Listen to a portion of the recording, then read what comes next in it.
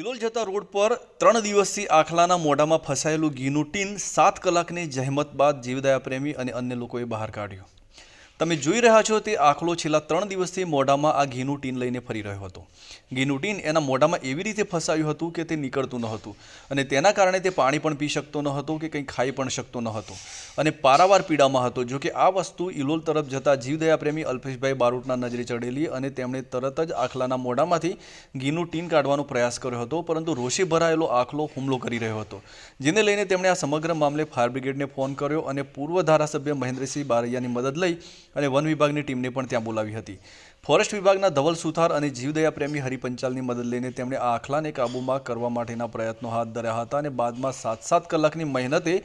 એ લોકો આ આખલાને કાબૂમાં કરી અને તેના મોઢામાં ફસાયેલું ઘીનું ટીન બહાર કાઢ્યું હતું અને તેને દર્દમાંથી મુક્તિ અપાવી હતી। આ રીતે ઘીના ટીન અને અન્ય વસ્તુઓ જેમ તેમ ફેંકી દેતા લોકોએ પણ આ સમજવાની જરૂર છે, કારણ કે તેમની બેદરકારીએ આવા અબોલ જીવો માટે જોખમી બની રહે છે।